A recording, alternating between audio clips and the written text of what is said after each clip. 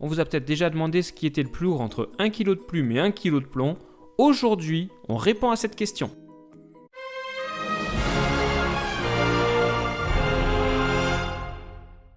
Bon, cette devinette du kilo de plume et du kilo de plomb, on est d'accord qu'en fait les deux pèsent la même chose. Par contre, ce qui change, c'est que les plumes et le plomb n'ont pas la même masse volumique. Alors, ça veut dire quoi? Ce qui se passe, c'est que souvent on répond les plumes. Pourquoi? Parce que si on remplit un seau avec des plumes et un seau avec du plomb, forcément, si je pèse les deux seaux, eh bien c'est le seau qui contient le plomb qui sera le plus lourd. Pourquoi? Parce qu'en fait, la masse, elle dépend de deux choses. Alors pour un liquide, par exemple, la masse, elle va dépendre du type de liquide. Par exemple, vous avez très certainement déjà mélangé de l'eau avec de l'huile. On observe une chose particulière, c'est que l'huile est plus légère que l'eau et se retrouve donc à la surface. Mais la masse, elle dépend aussi d'un autre facteur, c'est le volume. Par exemple, si je prends une bouteille d'un côté et 4 bouteilles de l'autre, eh bien forcément, ce sont les 4 bouteilles qui seront les plus lourdes.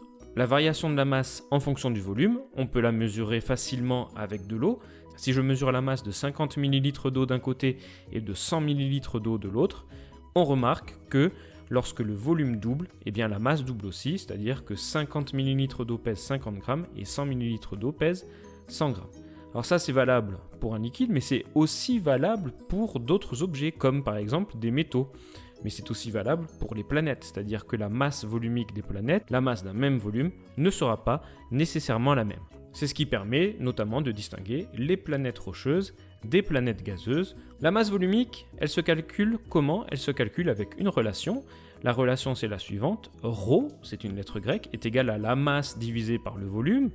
Au niveau des unités, la masse est en kilogrammes, le volume est en mètres cubes, et la masse volumique est donc en kilogrammes par mètre cube. Ça, c'est une unité possible, mais on peut aussi changer les unités de masse et de volume, c'est-à-dire qu'on peut avoir la masse en grammes, le volume en centimètres cubes, c'est-à-dire en millilitres, et on aura donc la masse volumique en grammes par centimètre cube ou en grammes par millilitre. Et du coup, on va pouvoir calculer la masse volumique pour un solide ou pour un liquide, mais on pourra aussi utiliser cette relation pour calculer la masse d'un solide ou d'un liquide ou son volume. Je te rappelle que pour pouvoir utiliser une équation, tu peux aller voir la vidéo dont le lien apparaît en haut à droite. Voilà, j'espère que c'est clair maintenant au niveau de la masse volumique. Je te rappelle que tu peux liker et partager la vidéo, t'abonner à la chaîne YouTube. À bientôt!